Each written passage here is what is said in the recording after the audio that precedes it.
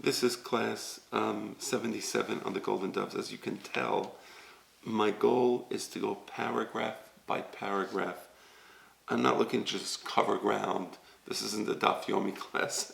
I really want to try to explain everything precisely. And I just have to say something. I'm not sure whether in this year or this decade or maybe even this generation, these classes will be of interest. I must say, I don't know if that's the case. I do believe that my father's Golden Doves will be of interest, of great interest, as Am Yisrael progresses and becomes more intelligent and is more interested in the word of Hashem. So even if today not too many people watch these classes, it's fine. I'm not doing this for the short play, I'm doing it for the long play. I hope that one day people want to study the Golden Doves and want to study the Monei Nebuchim. And to study the Monei Nebuchim, you need to understand the Golden Doves. So I hope that these precise explanations are useful looking forward into the future. So here it goes. We're at page 42 in the Golden Doves. And by the way, welcome to Torah Andalus. Okay.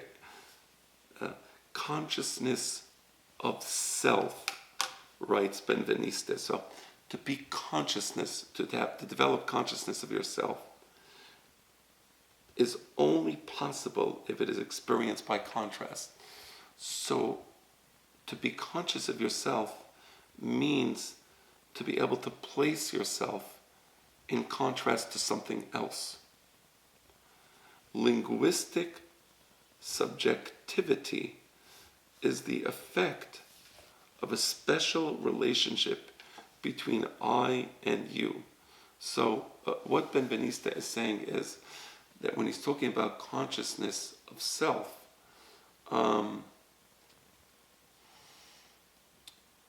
there's two ways to look at this. You could say consciousness of self relative to other things outside of me. You could say that, right? So I view myself, for example, I'm not this lamp. So that's a type of consciousness of self, right? I'm not the lamp. I'm something other than the lamp. Or I see a world outside of me. I'm something other than the world that is outside of me. I'm not that, I'm not that, I'm not that. So that's consciousness of self. That's what he's talking about. It is experienced by contrast, right? That's true. And I'm not saying that it's not important that type of consciousness of self is irrelevant. It's not irrelevant. I think it's an important part of Benveniste's thinking, right? So through language, we are able to articulate and communicate our sense of self to others, right? So how do we do that? What is that about? So the answer is as follows. It has to do with linguistic subjectivity. Linguistic subjectivity is the effect of a special relationship between I and you. And here it is. This is where consciousness of self is defined as a linguistic phenomenon. I'm going to read to you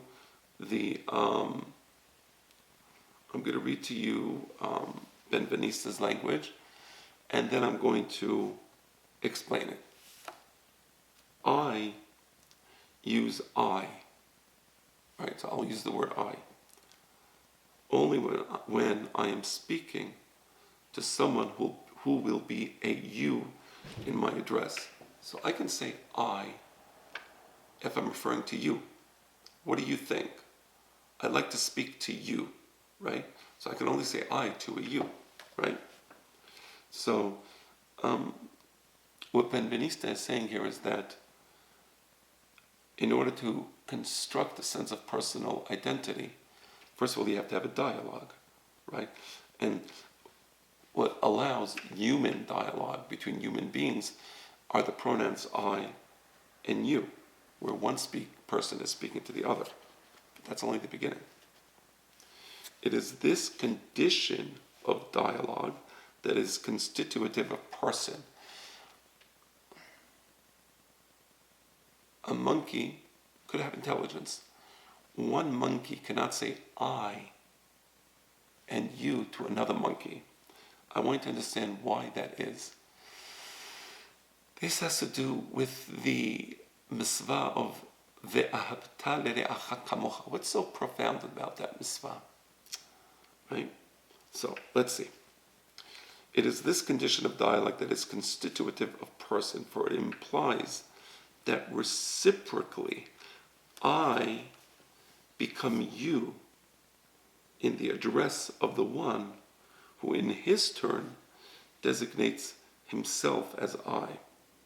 So there's a reciprocal relationship, because the minute I say I, that implies a reciprocal relationship between the two people in this dialogue, I and you, right?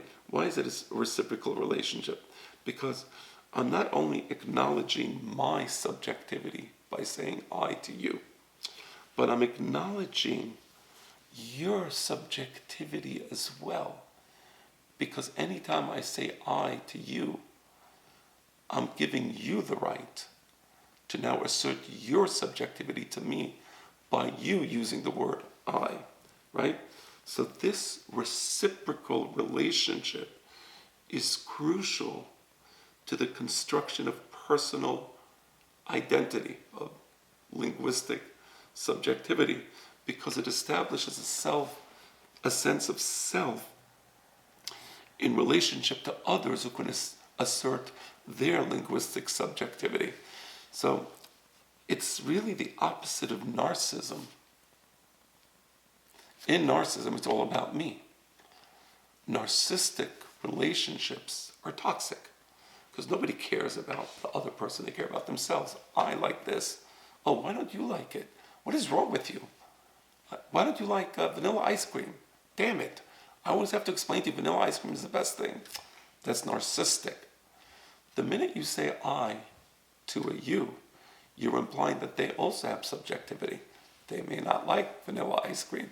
They may like something else, right? They may not like ice cream at all. Why would you get angry at that? Well, you would only get angry if you have a narcissistic approach to life and you're not willing to acknowledge the subjectivity of the other person, right? Okay, let's continue. Here, we see a principle whose consequences are to spread out in all directions. Obviously, this is a very profound principle. This has to do with ve'ahavta l're'acha kamocha. It's not a narcissistic love. It's not just an emotional love. So, for example, animals, you see in the wild, sometimes animals act in a loving, tender, emotional way. That's not this type of love. This type of love is based, ve'ahavta l're'acha kamocha, is based upon a love, kamocha, right? The same way you have subjectivity, you love the other person by acknowledging their subjectivity and by acknowledging their right to assert their subjectivity, right? So you hold their subjectivity dear in your heart as much as your subjectivity. You recognize that you have special consequences. Maybe you suffer. Maybe your mommy took away your teddy bear when you were young. I don't know. And you have a certain, I know what I went through. You acknowledge that the other person could have also gone through some things, right? And you assert the right of the other person to, or you recognize the right of the other person to assert his or her subjectivity, right? So, language is possible only because each speaker sets himself up as a subject by referring to himself as I in his discourse. That's the essence of human speech. Human speech is predicated upon the word I and the word you. I speak to you and I assert my subjectivity, and reciprocally I anticipate you asserting your subjectivity and communicating to me. There is no animal communication. There is no other form of communication where that type of subjectivity is asserted and recognized, and where there is that reciprocal relationship. Because of this, says Benveniste, I'm still reading in Benveniste, I posits another person, the one who, being as he is completely exterior to me, becomes my echo, to whom I say you, and who says you to me.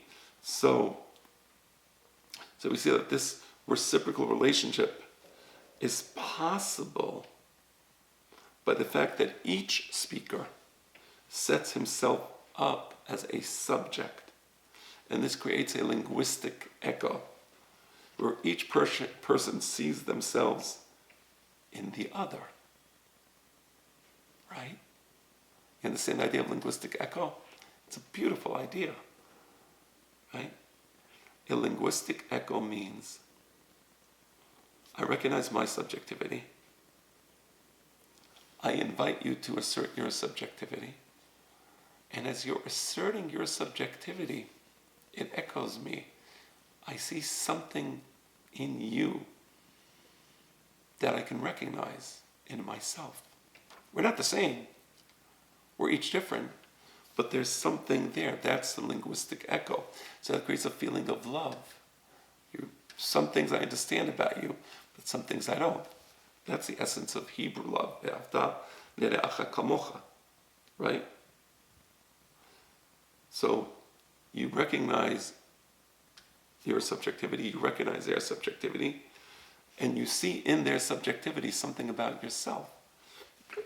If there's nothing, just the fact that that person is asserting their subjectivity, that itself is a linguistic echo. Okay.